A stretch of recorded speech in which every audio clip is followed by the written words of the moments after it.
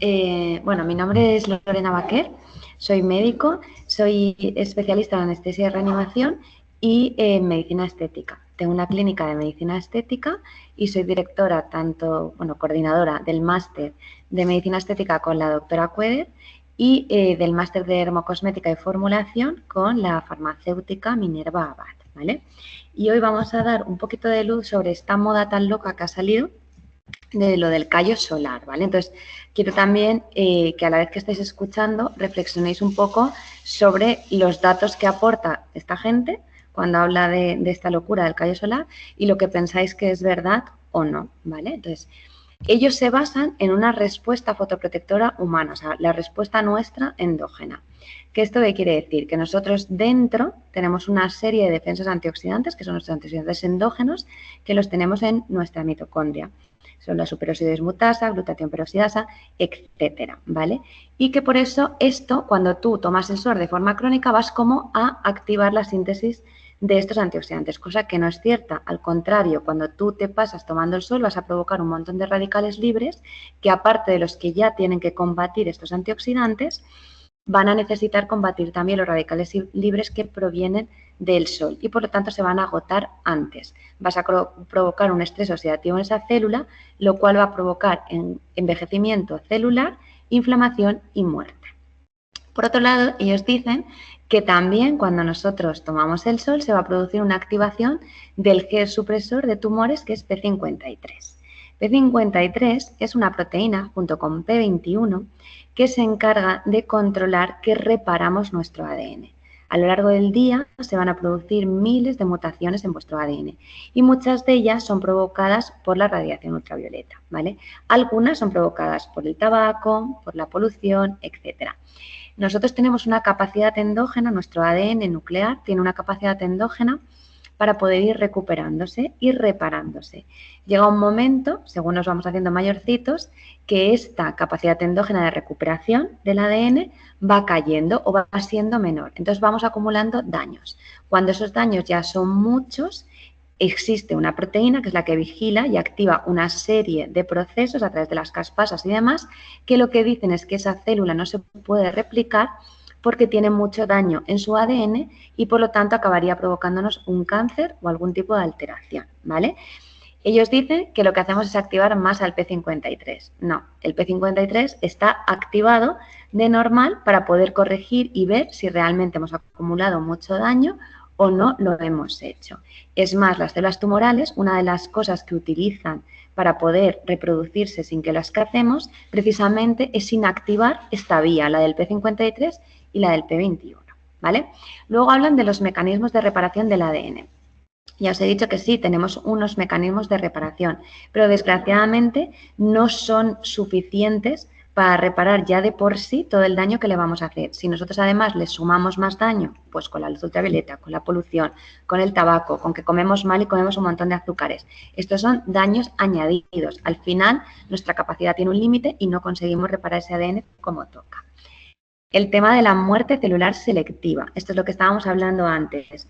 Cuando se detectan que se van acumulando muchos daños en la célula es cuando nosotros activamos la vía de la apoptosis, ¿vale? Que es la muerte programada celular, porque esa célula ya no sirve y por lo tanto, si dejamos que se divida, que entre en mitosis, va a provocarnos un cáncer, ¿vale?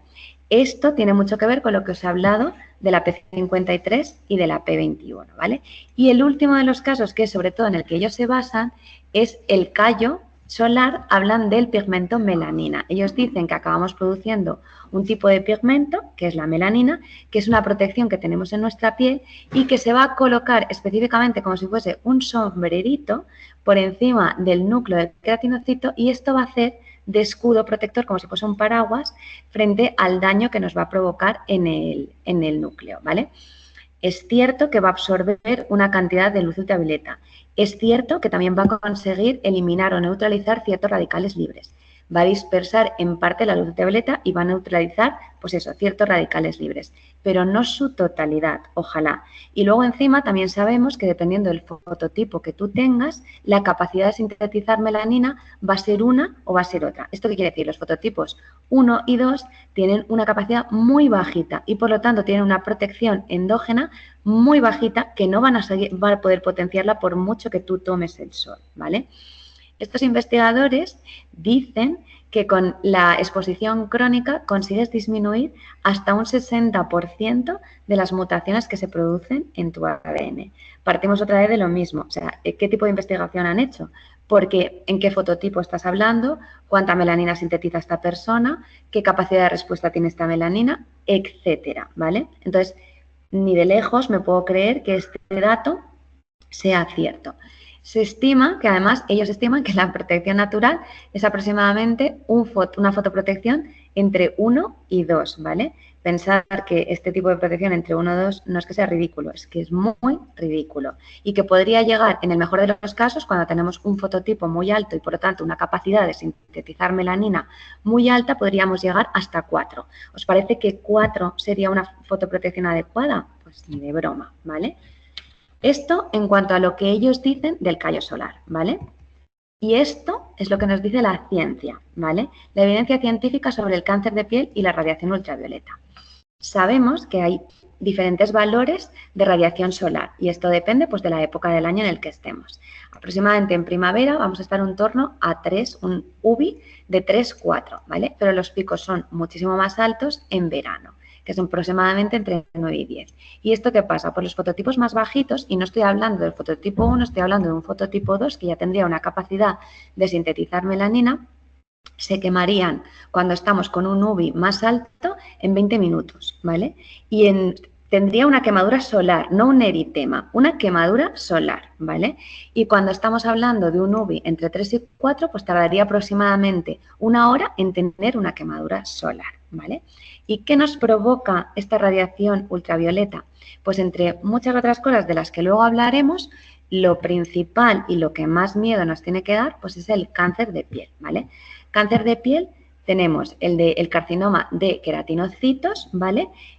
Tenemos 2 células básicamente en nuestra epidermis, que son los queratinocitos y los melanocitos. Por lo tanto, ¿el cáncer de qué va a ser? Pues de queratinocitos o de melanocitos. En el caso de los queratinocitos puede ser de las células basales, que son de donde derivan estos queratinocitos, o de las células escamosas, que ya son los queratinocitos más diferenciados, ¿vale?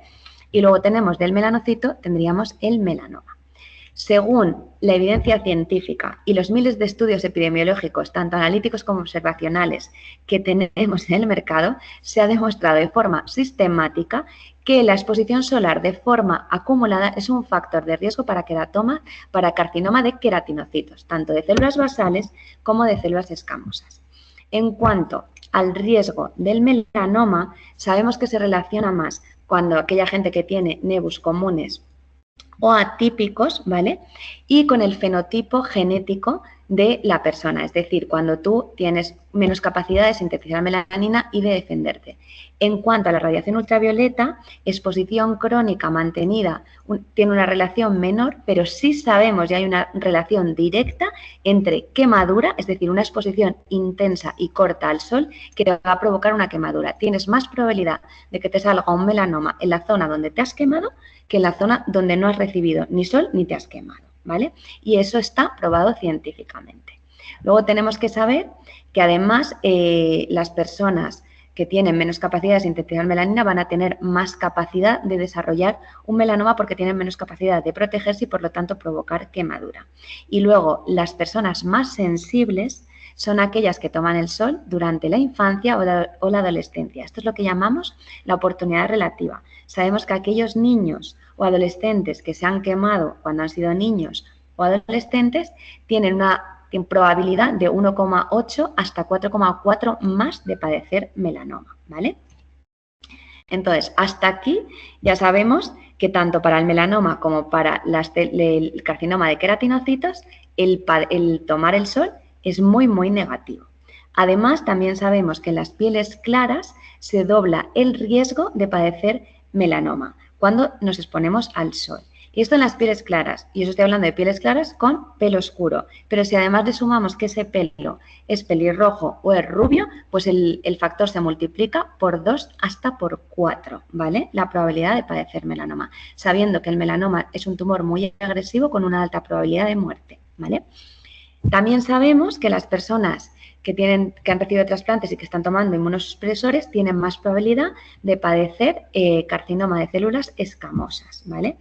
Y que la exposición al arsénico también nos va a aumentar la probabilidad de padecer carcinoma de queratinocitos o melanoma, ¿vale? Esto es lo que nos dice la evidencia científica en cuanto a la radiación ultravioleta y el cáncer de piel, ¿vale? La evidencia científica, ¿qué nos dice de la queratosis actínica? La queratosis actínica es aquello que ya nos indica que has recibido mucho el sol, lo que llamamos el precáncer, ¿vale? Y que tienes mucha más probabilidad de padecer un cáncer. ¿Qué cáncer? El de células escamosas. Sabemos que una progresión actínica de queratosis actínica hacia cáncer de células escamosas alrededor del 0,075, llegando incluso al 0,096 por año, ¿vale? Es menos de un caso por 1000 por año, pero al final, si hablamos de la población en general, son muchísimos casos, ¿vale? La suerte es que el carcinoma de células escamosas tiene mucha agresividad local, pero tiene menos probabilidad de metastasizar y por lo tanto ser tan agresivo como puede ser el melanoma, aunque eso no deja de ser un carcinoma, ¿vale? Asimismo, también se ha visto, esto por contra, que cuando ya tenemos establecido la queratosis actínica, pero empezamos a portarnos bien, se ha visto que en un año hay cerca de un 26% que pueden remitir en la progresión, ¿vale? Vale, eso en cuanto a la luz ultravioleta y el cáncer de piel. ¿Y qué sabemos de los medicamentos? Esto me ha sorprendido a mí mucho. Hay ciertos medicamentos que los hemos utilizado para ver si nos prevenían del cáncer de piel cuando nos exponemos a la luz ultravioleta, ¿vale? Entonces, sabemos que en piel dañada, cuando ya hemos tomado el sol y tenemos ya queratosis actínica, poniéndoles el fluorolacilo al 5% durante 4 semanas, disminuía la aparición de nuevas lesiones actínicas y también de carcinoma de células escamosas. No de células basales, pero bueno, sí de células escamosas y de lesiones actínicas, ¿vale? En cuanto a los AINES antiinflamatorios, que esto me ha sorprendido bastante, he encontrado un metaanálisis donde se hacía recopilación de 9 estudios, o sea, con una N bastante alta, bastantes pacientes, donde se veía una pequeña reducción del carcinoma de células escamosas, excepto con todos los AINES, con todos los antiinflamatorios, excepto con la aspirina. Y más aún si este paciente había tenido lesiones actínicas previas, ¿vale? Nicotinamida, la vitamina B3. Aquí he encontrado un estudio que se llama OnTrack, que es Oral Nicotinamine to Reduce Actin Cancer, ¿vale?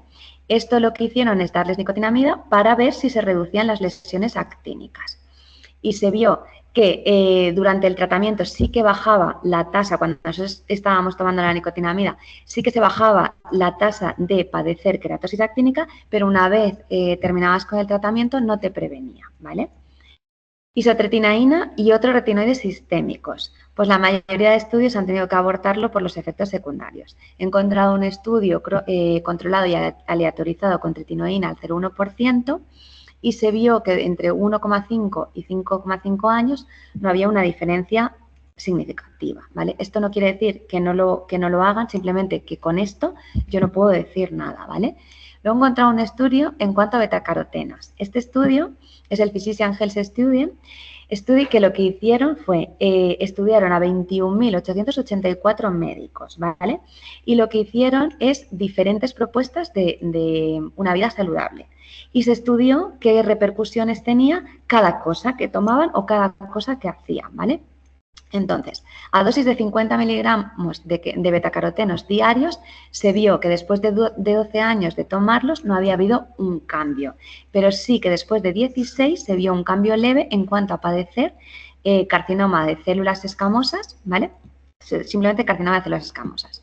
En cuanto a la alfa-difluorometilornitina, el DFMO, dosis de 500 miligramos metro cuadrado día, disminuye la probabilidad de padecer el de células basales, ¿vale? Pero no el de células escamosas. Y luego, actualmente hay muchos estudios que están en marcha y ya hay algunos con los que se ven resultados, ¿vale? De hecho, de células escamosas ya hay uno publicado con resultados muy positivos con melatonina tópica, ¿vale? Y oral. Con la tópica, a partir de 0,5 y llegando a las dosis óptimas es entre 1% y 3%. Y con la melatonina oral a dosis de 1 miligramo por kilo, frente a células escamosas, a carcinoma de células escamosas y melanoma, ¿vale? Esto en cuanto a la medicación. Y ahora vamos a meternos un poquito en lo que tienen que hacer nuestros fotoprotectores solares, ¿vale?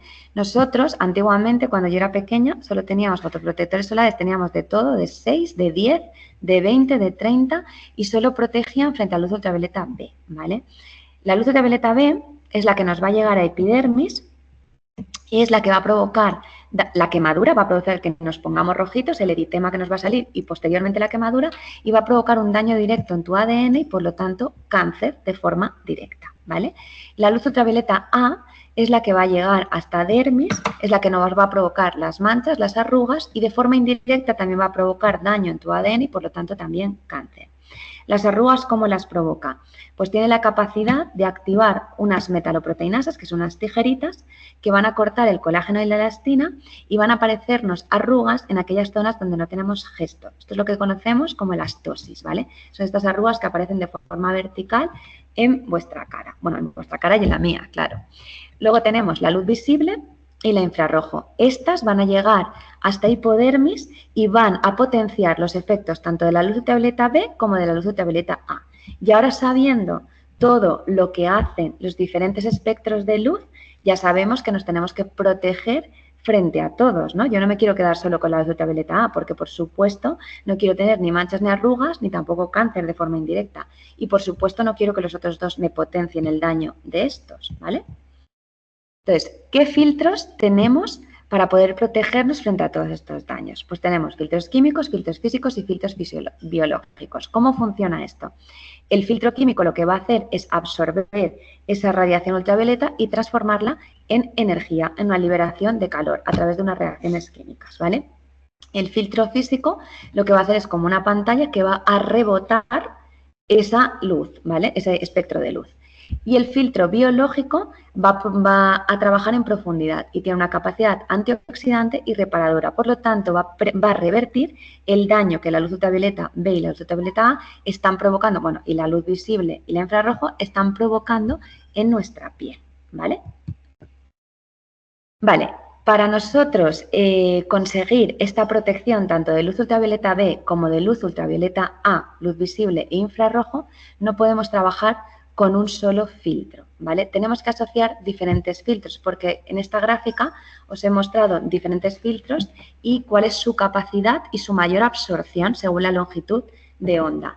Como veis, no todos absorben todas las longitudes de onda y a la mayor capacidad y por lo tanto lo que tenemos que hacer es combinar diferentes filtros para poder conseguir una absorbancia la mayor posible, o sea, estar arriba del todo, ¿vale? Combinándolos y que nos protejan frente a los diferentes espectros, ¿vale? Os he traído los más comunes, la bobenzona, el tibosor, el mexoril XL, los pigmentos, etcétera, ¿vale? Y así veis cómo cada uno va a protegernos de un espectro de luz y la combinación de todos ellos van a hacer que nuestro fotoprotector nos proteja frente a todos los espectros de luz a la capacidad mayor que podamos, ¿vale? Por esto, con un solo filtro, ¿vale? No vamos a conseguir un solar que sea correcto, ¿vale? ¿Qué nos indica el bote que tenemos de fotoprotector? Bueno, la luz ultravioleta B es el SPF, eso nos indica la capacidad protectora que tiene frente a la luz ultravioleta B. Cuando estamos hablando de una protección del SPF 30, sabemos que tenemos una protección del 96%, ¿vale? Cuando tenemos una protección del 50, esto se sube al 98,3%. Y una protección de 50 plus estaríamos hablando de un 98,8, ¿vale? Por lo tanto, vemos que de un 50 a un 50 plus, que vamos a tener que aumentar bastante más los filtros, la protección no es mucho mayor, ¿vale? Eso frente a la luz ultravioleta B. Frente a la luz ultravioleta A os lo pueden indicar con esto, poniendo la uva dentro de un circulito y esto nos indicaría que la luz ultravioleta B, es decir, la protección que me está marcando el SPF 50, un tercio es lo que me protege de luz ultravioleta A. Y cuando estamos hablando, el otro marcaje sería con el PA. Un PA por encima de 18 es una protección muy alta, es una protección de 4+, es la protección más alta que tenemos, ¿vale? Entonces, simplemente, si os pone el PA directamente con los máses, ya podemos saber qué tipo de protección tenemos. Que no, nos vamos a ver si está este símbolo rodeado de un circulito y entonces lo que tenemos que hacer es dividir por 3 el factor de protección que tiene este solar y por lo tanto sabremos qué PA tiene y por lo tanto qué protección de luz ultravioleta A tiene. Luego nos indicarían con la IR y la HEVL si tiene protección frente a infrarrojos y frente a luz visible, ¿vale? Otras cosas que podéis encontrar en el bote. Pues si es waterproof, lo que nos está indicando es que podemos darnos 4 baños de 20 minutos y tendremos mantenido el solar, ¿vale? Water resistant, aquí serían solo 2 baños de 20 minutos. Roof proof, esto es para los deportistas. Nos indica si el roce de la piel o de la ropa y demás va a resistir que se mantenga nuestro protector solar. Y el sweatproof es simplemente por el sudado, ¿vale? Cuando sudamos. Vale, esto en cuanto a los fotoprotectores, ¿vale? ¿Qué nos dice la OMS de todo esto que estamos hablando, ¿vale? Y en cuanto al tema de la protección frente a la radiación solar. ¿Nos dice que tenemos que tomar el sol y provocarnos un callo solar o nos dice otras cosas? Vale, pues lo primero que tenemos que saber y que nos dice la OMS, que son factores que van a aumentar la radiación solar y por lo tanto cuando vamos a estar en estas situaciones tenemos que protegernos muchísimo más. O sea, tenemos que utilizar unos protectores con una protección más alta y que además tengan otra serie de activos que nos puedan revertir el daño que no consigamos capturar, ¿vale? Que eso luego os lo explico. Entonces, ¿qué son estos factores? Pues cuando el sol está más alto, ¿vale? Que esto pasa normalmente en verano, por lo tanto nos llega más radiación ultravioleta y tenemos más probabilidad de quemarnos y de acabar padeciendo cáncer. La latitud, cuanto estamos más cerca del ecuador, pues también, si vamos a viajar a estos países o nuestro país se encuentra más cerca de esta situación, también tenemos que protegernos más. La altitud, cuanto más altos estamos, el aire es menos denso y absorbe menos esta radiación ultravioleta, por lo tanto tenemos que protegernos más. La nubosidad. Sí que es cierto que cuando el cielo está despejado nos llega con mayor intensidad la radiación ultravioleta, pero ojo, porque cuando hay nubes también puede haber un índice de refracción que aumente, por lo tanto, también la incidencia de la luz ultravioleta en tu piel, ¿vale?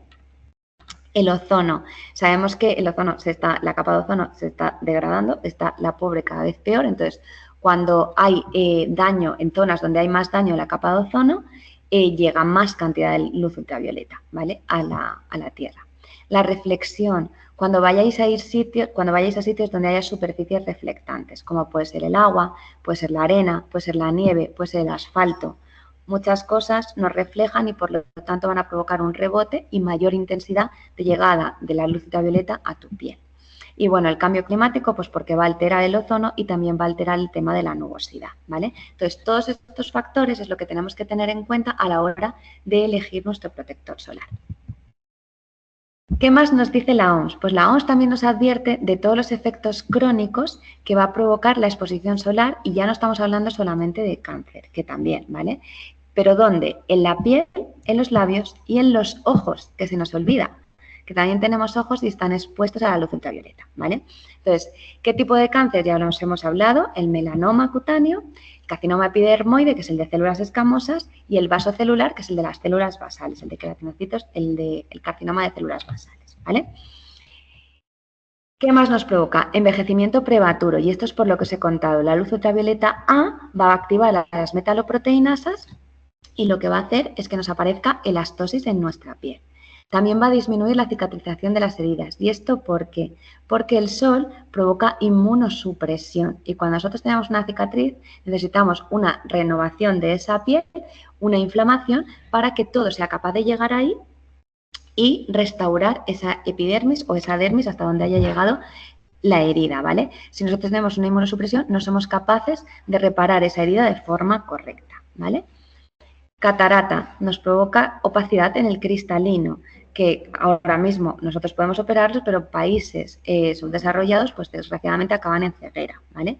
El terigion, que es un sobrecrecimiento, una carnosidad, un sobrecrecimiento de piel, que aparece justamente también por encima de la córnea, ¿vale?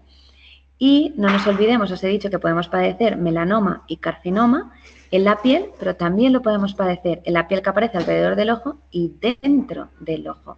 De hecho, tengo que deciros que en el COVID nosotros tuvimos que nuclear 2 ojos por un melanoma dentro del ojo, ¿vale? ¿Qué recomendaciones nos dice la OMS para poder evitar todo esto que nos pasa? Bueno, pues limitar el tiempo de exposición, sobre todo al mediodía, buscar la sombra, ponerse ropa protectora, ¿vale? Que nos proteja del sol, usar sombreros, sobre todo de las anchas y que nos cubran, utilizar gafas de sol buenas que garanticen una protección del 99 al 100% frente a luz ultravioleta A y luz ultravioleta B, ¿vale? Aplicar protectores de amplio espectro, es decir, que utilicen todos los filtros para poder cubrir todos los espectros de luz, pero no solo eso. Nosotros sabemos que los fotoprotectores van a ser capaces de neutralizar, ¿vale? O de dejar que no se produzcan alrededor del 60% de los radicales libres que nos provoca de normal la luz ultravioleta en nuestra piel. ¿Qué pasa con el otro 40%? ¿Vale? Con el otro 40% necesitamos que nuestros protectores solares, además de llevar filtros, lleven una serie de activos que sean capaces de, primero, ser antioxidantes, es decir, de neutralizar estos radicales libres y, en el peor de los casos, de proteger a nuestro ADN e incluso revertir el daño que van a provocar este 40% de radicales libres en nuestro ADN, ¿vale? Por lo tanto, no nos podemos conformar con un solar de amplio espectro. Nos tenemos que conformar con un solar de amplio espectro que además sea capaz de tratar ese daño que se provoca en el ADN, ¿vale? Y sobre todo lo que sí que nos dice la OMS es que bajo ningún concepto utilicemos aparatos de bronceado artificial porque aumentan la probabilidad de padecer cáncer de piel, ¿vale?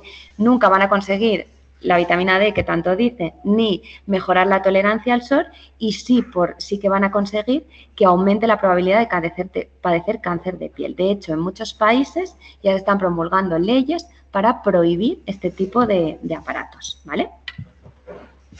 Vale. Un dato curioso que me apetecía explicaros, bueno, es el hecho de que cómo estudiamos un fotoprotector, ¿vale? Cómo hacemos en la industria cosmética para deciros qué tipo de protección tiene nuestro solar, ¿vale? Bueno, pues el inventor de todo esto es un químico, Franz Greiter, que en Suiza, mirad, esta foto es tomada de él, que lo que hacía era colocar los fotoprotectores y exponía a los pacientes a la luz solar. ¿Y qué es lo que medía? Pues para ver la cantidad que tenía de protección de luz ultravioleta B, miraba el eritema, la quemadura, cuando empezabas a ponerte rojo, dependiendo de los diferentes fototipos, ¿vale? De la cantidad de protector que te ponía y del tiempo que tardabas en ponerte rojo. ¿Y cómo lo hacía frente a la luz ultravioleta A? Pues os he dicho que esta provoca arrugas, pero eso no lo podríamos ver de forma inmediata, pero sí que podemos ver la pigmentación, ¿vale? Entonces lo que hacía era medir el eritema y la pigmentación.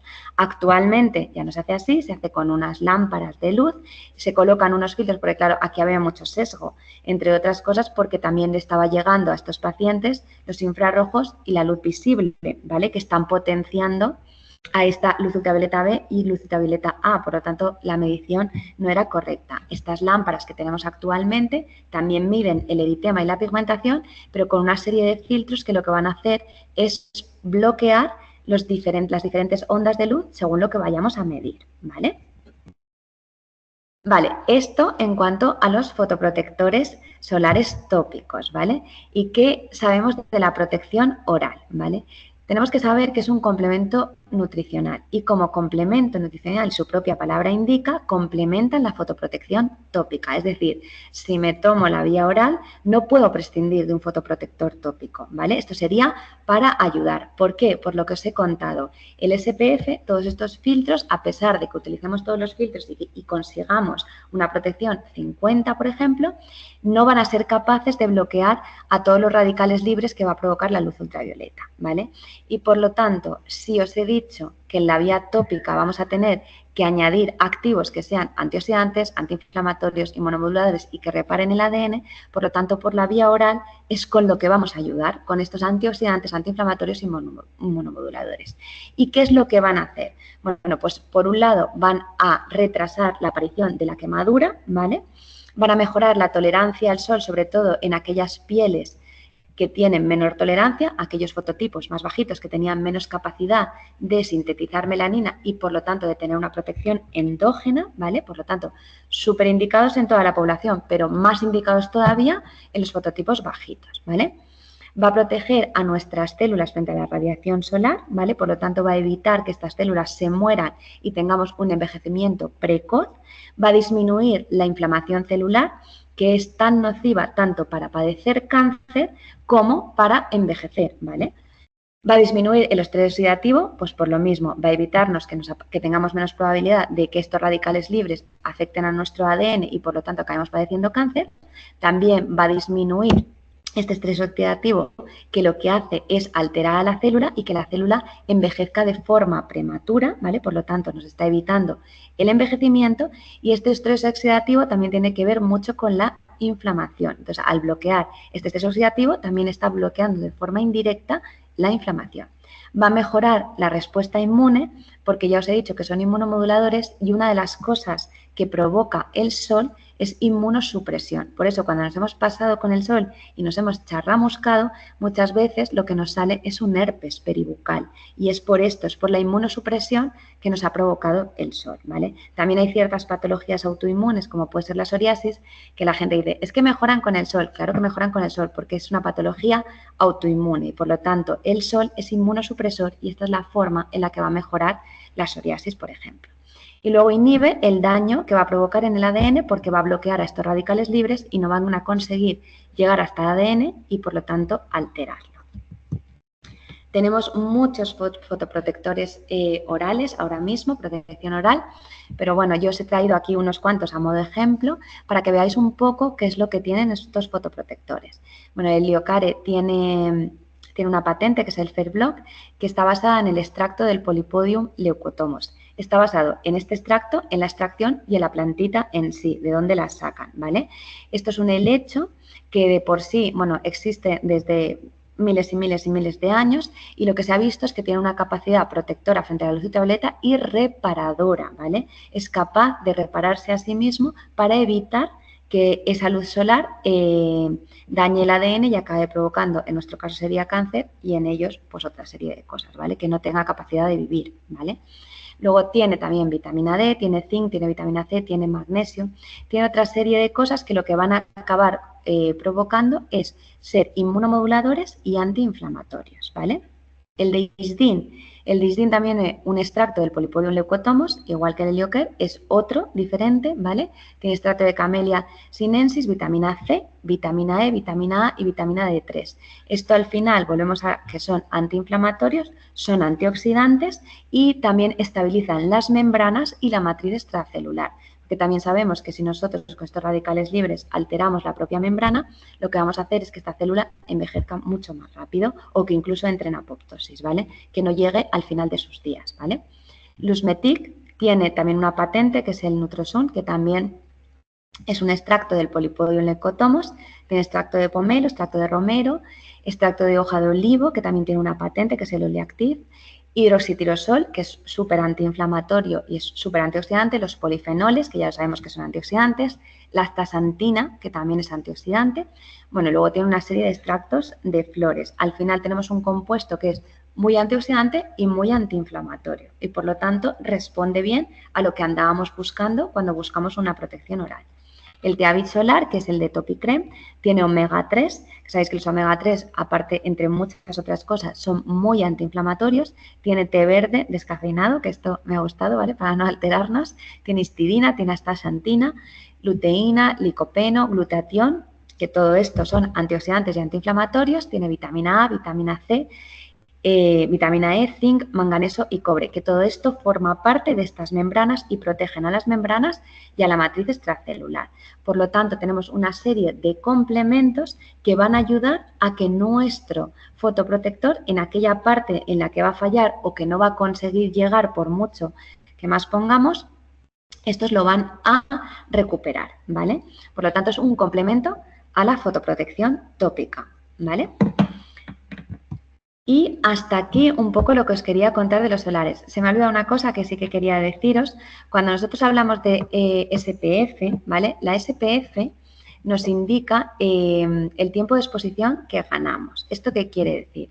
Os he hablado de la fotoprotección natural, que depende un poco del fototipo que tengas y la capacidad que tú tengas de sintetizar melaninas. Los fototipos más bajitos tienen una fotoprotección natural muy bajita, ¿vale? Es decir, si yo, que tengo un fototipo 2, me expongo al sol sin ningún tipo de protección, tengo que mirar cuánto tiempo tarda en salirme el eritema. Ese tiempo, que es mi fotoprotección natural, es lo que yo ya tengo, lo que me viene dado de serie, ¿vale?